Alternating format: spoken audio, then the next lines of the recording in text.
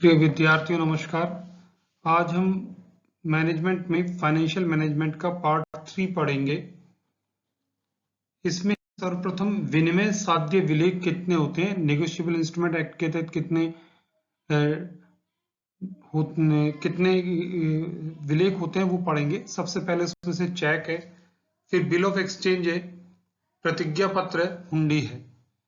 धनादेश चेक एक प्रकार का विनिमय पत्र है जो विशिष्ट बैंकर पर लिखा जाता है तथा मांग पर देय होता है।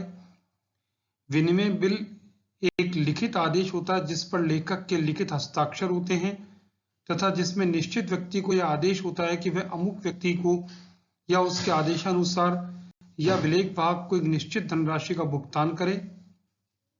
प्रतिज्ञा पत्र प्रोमिसरी नोट, प्रतिज्ञा पत्र वह लिखित विलेख है जो कि बैंक नोट या करेंसी नोट नहीं है। एक शर्तहीन प्रतिज्ञा पत्र लिखने वाला हस्ताक्षर करता है कि किसी निश्चित व्यक्ति को या उसके आदेशानुसार या विलेख के वाहक को एक निश्चित राशि चुकाने का वचन देता है।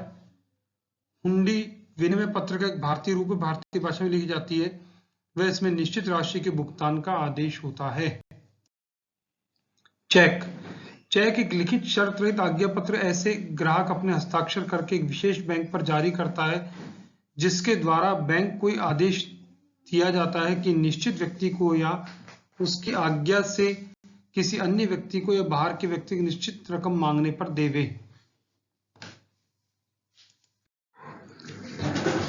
चेक कितने प्रकार के होते हैं? हम अपने सामान्य जीवन में भी चेक का नाम हम से काफी परिचित हैं। एक ओपन चेक होता है, दूसरा बियरर चेक होता है, तीसरा क्रॉस्ड या क्रॉसिड चेक होता है, चौथा ऑर्डर चेक होता है। ओपन चेक वह चेक होता है जिसे बैंक में प्रस्तुत करके काउंटर पर ही नकद प्राप्त किया जा सकता है। क्लियरेंस के लिए आपको इंतजार करने की जरूरत नहीं है।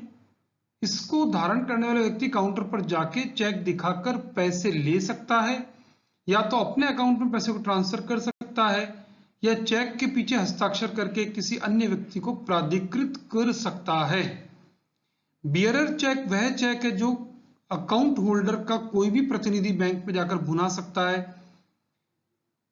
इसके पीछे किसी को हस्ताक्षर, उसके प्रतिनिधि को हस्ताक्षर करने की आवश्यकता नहीं होती है, मात्र चेक देने से निकासी हो जाती है।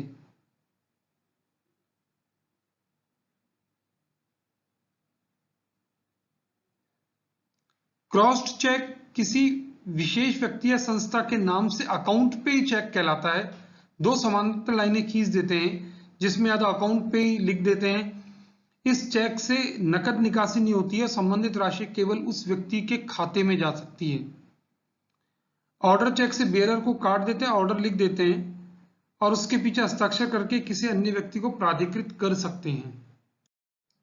चेक का एक प्रारूप जो सामान्यतः हमने देखा, इधर ये आप यहाँ पर ये क्रॉस लाइनें बनाई हुई है, जो इसको ये क्रॉस चेक बनाया हुआ, अकाउंट पे भी लिख सकते हैं। यहाँ चेक में एसेंशियल्स क्या होते हैं? It is an instrument in writing, it must be written by ink not by pencil, it must be drawn on a particular bank, it is drawn by customer who has deposited money with bank, it must not contains any conditions, it must be signed by account holder, it is always payable on demand, it must contain an order to pay certain sum of money, a check is payable to a specified person only।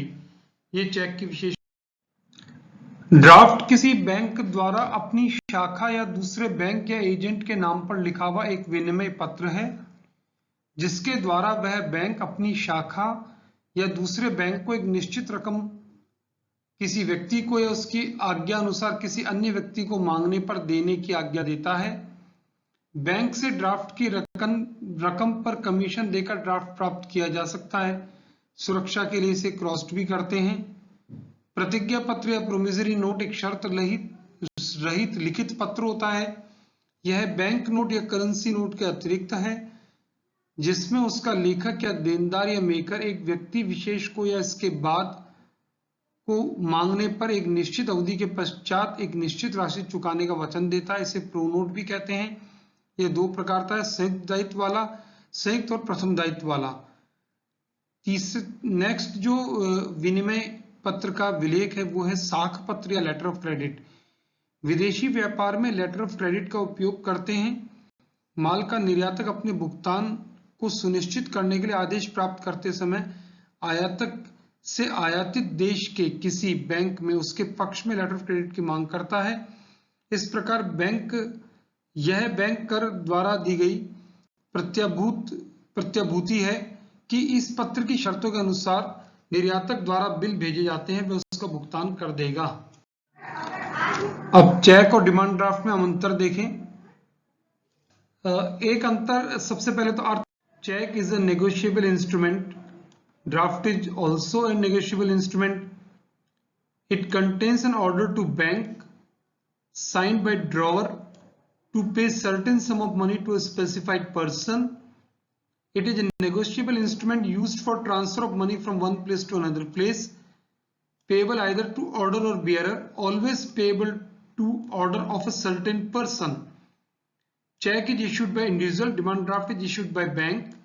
Bank charges generally cheque पर नहीं होते हैं, demand draft पर होते हैं।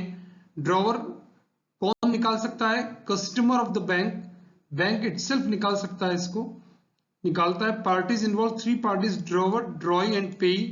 Here only 2 parties, drawer and payee. Dishonour, yes, cheque dishonour हो सकता है ड्यू टू इनसफिशिएंट बैलेंस और some other reasons. Demand draft dishonour नहीं होता है। अब लेटर ऑफ क्रेडिट, इसके फीचर्स, 4 फीचर हम देख सकते हैं। Negotiability, it can be passed freely, unconditional. रिवोकेबिलिटी, इसको हटाया जा सकता है सामान्यतः दूसरे की सहमति से। Transfer and assignment, sight and time drafts. इसके elements, applicants number 1, beneficiary number 2, issuing bank number 3, advising bank number 4 and confirming bank